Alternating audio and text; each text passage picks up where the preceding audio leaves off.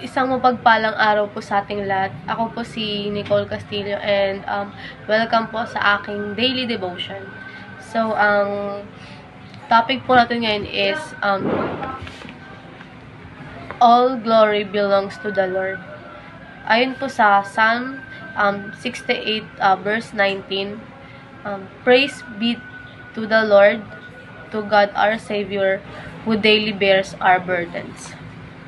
So, sinasabi po sa teaching dito is, God's lead battle to victory. So,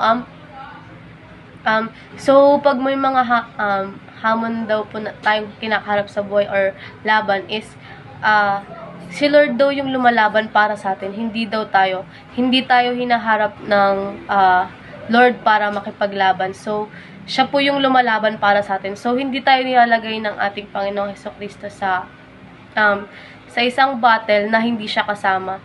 So, lagi natin tatandaan na kasama natin ang ating Lord pag meron man tayong pinagdaraanan or meron man tayong laban sa buhay na kinakaharap. So, next naman po is, God carries our burdens daily. So, dito, yung mga bigat daw na nararamdaman natin sa buhay is, dinadala din siya ng ating Lord. So, kasi tayong mga tao minsan is, akala natin is, mag-isa lang natin dinadala yung, bigat na nararamdaman natin. Pero, huwag natin isipin na ganun kasi kasama natin ang Lord. So, dinadala din niya, kung ano yung nararamdaman natin is nararamdaman din ng ating Lord. So, like parang, pag naisip natin na, hindi niya sinasagot yung mga panalangin natin is, no, hindi po yun ganun. So, next naman po is, God is worthy to be praised. So, lagi po natin papasalamatan ang ating Panginoon kasi, siya po yung, kumbaga, siya po yung, tumanggap sa atin ng buong buo. Hindi niya tayo, pinabayaan or like parang siya yung panalo sa atin and siya din yung nagdala ng mga bigat na naramdaman natin. So, next naman po is application po. Reflect on how God has led you to victory.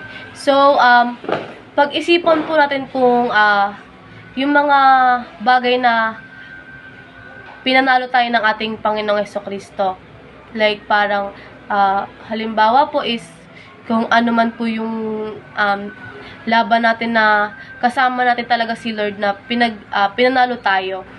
So, pag nilayan po natin, kung sa mga battles po na kasama po natin ang Lord.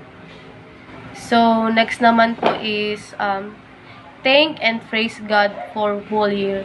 So, sa buong taon na to, dapat po, pasalamatan natin ang Panginoon at papurihan natin siya sa kanyang ginawa sa atin. And then, papurihan din natin siya sa mga susunod pang mga taon or hindi lang ngayong taon, dapat ay araw-araw natin siyang pinapasalamatan at pinapapurihan. So, ayun lamang po and maraming salamat po sa pakikinig and thank you po.